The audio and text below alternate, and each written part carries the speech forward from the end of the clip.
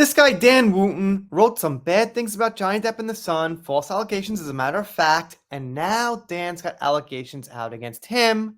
Also, Dan's been let go by the Daily Mail, a pretty lucrative contract. Also, Dan's been suspended by GB News. Also, Dan will be investigated by the UK police. So things aren't going great for Dan. Recently, we got some info from the Byline Times, nonetheless, who's covering Dan, and the main ones covering him, and they said, to an extent, it was Dan's fault that the royals split up, or it was Dan's fault that there was some major disruption caused in the royal family. And that's people here talking about some speculation. I took this here from a forum, kind of like Reddit, not exactly sure what they were, but there was a lot of comments and info. It's from October 30th, 2023, so pretty new. This person says, The Royals and Dan Wootton, Byline Times Part 1 of a 3-year investigation into how Wootton got information about the royal family.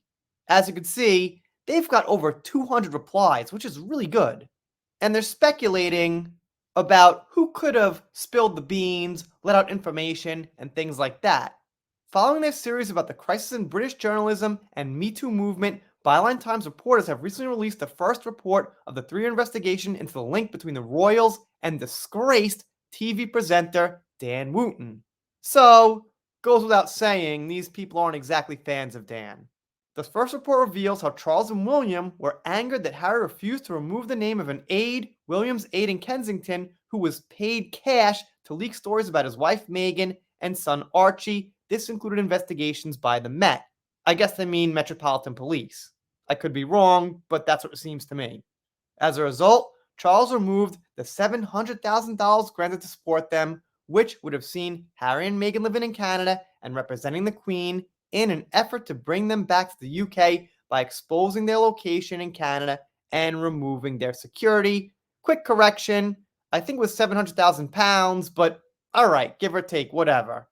This was the collapse of the Sandringham Agreement, which resulted in the signing of the Sussex's media deals. I hate that word. Sussex's. There we go. Got it right. Let's keep going. So how did Dan Wootton, of all people, get the information about Harry and Meghan leaving? It's quite possible it came from the Sussex's own people. Before you scoff, remember that there was a story in the late 2019 US People magazine often used by the Sussexes to plant stories several weeks before the Sussexes announced they were leaving, well before Harry emailed his dad with their thoughts and before Wootton contacted them about his story. It's always amazing to me how all these emails somehow get out. It was credited to insiders saying the couple were eager to escape the intense tabloid scrutiny in the UK, maybe even by establishing a second base in the US or Canada. I don't know, man. I'm not famous, so I can't quite say, but how do headlines actually bother people so much they gotta move? They gotta have this life-changing event because of headlines. Can't you just freaking ignore headlines? I don't get how headlines force you to do something. Let me try to imagine there's a bunch of headlines about eHacker. They're all out there. He's a terrible person. His YouTube channel sucks.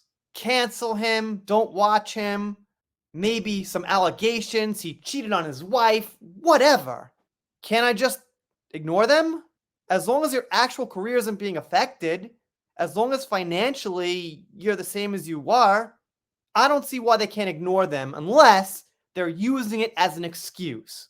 That's what I would tend to think, but I could be wrong. They reported that the family would undoubtedly go to Meghan's hometown of Los Angeles and that the couple could spend more time in Canada, right on the money as it happened. Which is why we got the South Park episode of them in Canada, which was hilarious. Let's not forget. Let's never forget.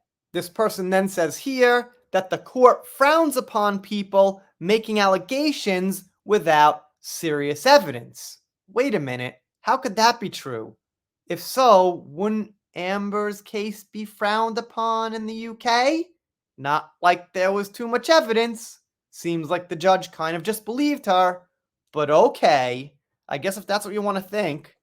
So basically, what they're saying is that it could have been insiders leaking this info to Dan, and I think that makes sense because what I say here quite a bit is that once you're in a high position, you've got a platform, a lot of views, and a following, people tend to send you information.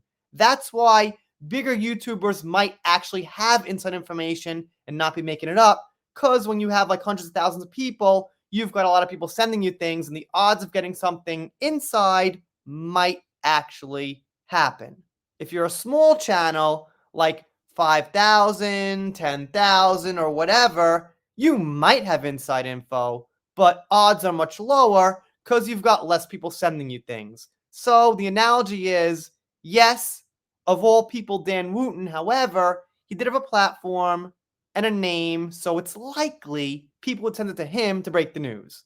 And this person here restates Byline Times' mission, which is nonpartisan telling of the news, things the newspapers won't say. They seem kind of left-leaning to me when I read their headlines, but I'm not so concerned with them on the whole. I'm focused on what they're saying about Dan.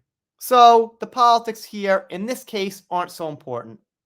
So that's about it. Let me know what you think down below. I'll be covering this as time goes on. Probably get a subscription at some point to Byline Times. If you're not subscribed here, consider it. If you don't, I'll be sad, but I'll get over it. See you next time.